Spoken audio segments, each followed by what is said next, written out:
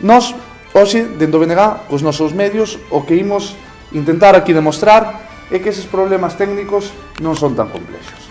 E agora mesmo, o que imos poñer aquí a andar, en tempo real, a ubicación de 12 autobuses. Isto nos permitiría saber onde está cada un deles e incluso, pois tal como estamos facendo agora, cos nosos medios, digo, vamos a ver onde está cada bus. Isto poderíase colgar mesmamente nunha páxina web para que cada persona o puidese ver.